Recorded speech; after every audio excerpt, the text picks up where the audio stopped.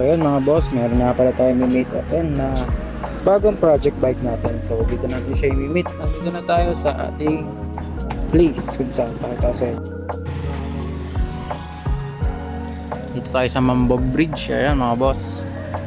So dito ang meet up namin dahil yung ka-meet up natin is taga San Jose, Bulacan. So dito ang halfway meet up namin na pinag-usapan sa Mambo Bridge. So yun, all goods naman, antayin na lang natin siya. Tapos pakita ko sa inyo kung ano yung project bike natin. So yun boss, kaya ulit. So yun, nakakuha na natin mga boss. Good deal na, pakita ko sa inyo mamaya. Good deal, okay na, nakakuha na natin. Jeez, uwi na tayo. Let's go. So what is up sa inyo mga boss? So we are back again with another video and another build. Kasi mga boss ay meron na naman tayong another project bike. So ano nga ba yung ating project bike na kinuha natin kanina? Kinuha natin siya sa Mambog sa Malolos. Kasi yung ano natin, ka-meet up natin, yung seller is taga San Jose, Bulacan. So yun ang halfway meet up namin. Doon kami nakita. So ayan, successful naman ang ating meet at naiuwi natin yung ating bagong project bike. So ayan, pakita na natin sa inyo ang ating bagong project bike. So let's go! So yun na nga, ito na nga yung ating bagong project bike. So siya ay Trinx M236 size 26 alloy frame. So bali quick walk around lang para sa ating bagong project bike. So dito tayo ngayon sa kanyang frame. So ang kanyang frame ay F236 alloy frame set. Alloy din yan, alloy. Ito lang ang issue, kinakalawang dito, so wala nang takip dito. Pero all goods lang din yan kasi good bounce pa. Ayan, kinis pa no. All goods. Bali ang isabi lang nung seller is dalawa daw yung bike niya, isang RB tas itong MTB. So hindi na daw niya ito masyadong nagagamit kaya binenta na lang niya sa akin ng mura. Yun. Sa ano naman tayo sa kanyang cockpit. So ang kanyang stem ay Trinx. Ayan, stock lang yan, binaligtad para maging tuwid lang siya, pero parang trip ko napalitan siya ng medyo negative, yung katulad dun sa ating dating project bike. Sa mga matatagal na napanood nung ating Phoenix build, yung Roosevelt na Trubative stem na medyo negative 7 ata, yun parang ganun lang, 17. So yan, kanyang handlebar is Uno. Ayan, Uno Colay Performance, naka Uno ano tayo, Uno handlebar, parang riser handlebar to. Tapos kanyang seat post is siguro stock lang din na Trinx, pero faded na yung kulay, pero try natin i-repaint natin yan. Ayan. So ito, puan niya Trinx din stock. Makinis pa. Okay lang. Wala masyadong punit. Ayan, all goods yan. Tapos dito sa stock lang siguro na kanyang headset. So yan, stock lang din na Trinx. Alloy yan, na seat clamp.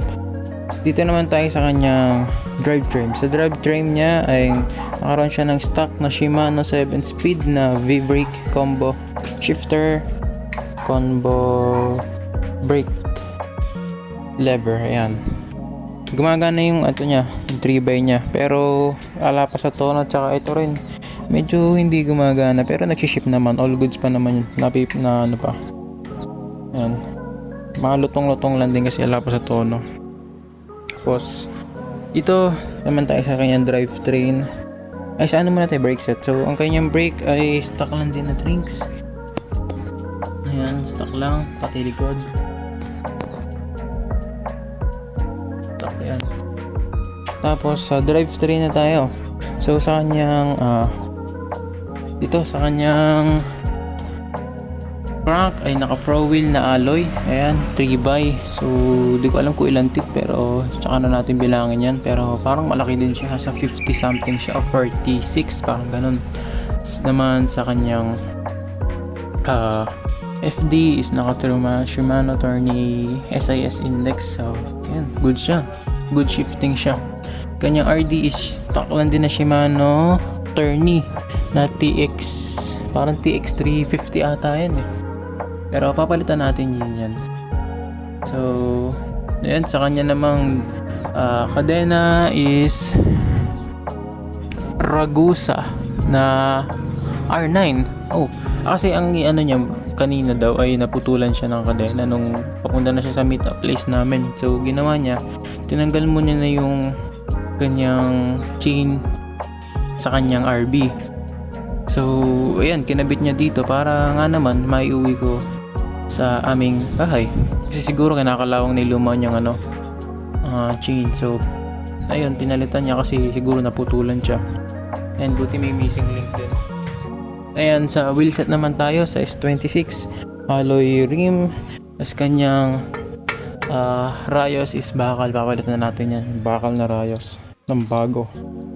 Sa kanya namang gulong, super kapal pa. Kenda. As in, bago lang. Siguro ano pa siya sa ang tinatakbo nito, wala pang 100 kilometers. Baka nga wala pang 50 kilometers eh. Kasi tingnan nyo naman. Napakakinis. Tapos napakaganda pa ng gulong. Kita nyo pa yun, hindi pa natatanggal to. Ayun parang bago lang eh. Kenta, sulit nito. Kaya kinuha ko kagad siya kahit malayo.